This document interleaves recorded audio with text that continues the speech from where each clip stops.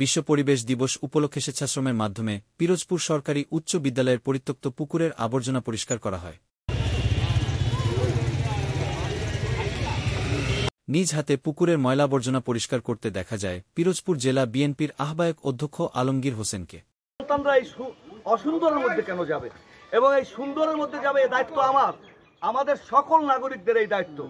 আজকে পিরোজপুরকে সুন্দর করার জন্য আসুন সবাই মিলে আমি যে অঞ্চলে থাকি সেই অঞ্চলটুকু সুন্দর করি, এটাই আজকের দিনের প্রত্যাশা। এবং ধন্যবাদ তারিক রানা চৌধুরী, মির্জা জহুরুল হক সহ বিডি ক্লিনের যে সমস্ত স্বেচ্ছাসেবী ভাই বোনেরা রয়েছে, অক্লান্ত পরিশ্রম করছে।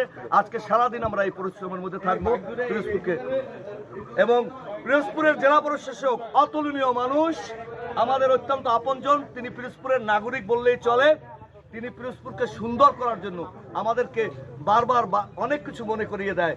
বারানী খালটি তার উদ্যোগ, এই উদ্যোগের পিছনে তার কিন্তু ব্যাপক সহায়তা এবং মানসিক সাপোর্ট রয়েছে। ওই গাডলাগুলো এবং পিরোজপুরের যে সরকারি স্কুলের যে পুকুরটি, যেটি আমাদের বড় জলাধার ছিল, সেইটা কিন্তু পতিত স্বৈরাচারের দোসররা ভরে ফেলেছে শুধুমাত্র টাকা কামাবার জন্য। আজকে সেটি পুনঃখননের ব্যবস্থা হচ্ছে। এই যে সকল উদ্যোগের সাথে আমাদের জেলা প্রশাসক আশরাফুল আলম খান, তিনি আমাদের সহায়তার সর্বোচ্চ করছেন পিরোজপুরের জন্য। আমি বিশ্বাস করি এই লোকটি যদিও তার প্রমোশন হয়েছে, আরো বেশি দিন পিরোজপুরে তার মতো মানুষ ফিরে আসুক, এই প্রত্যাশা রাখি।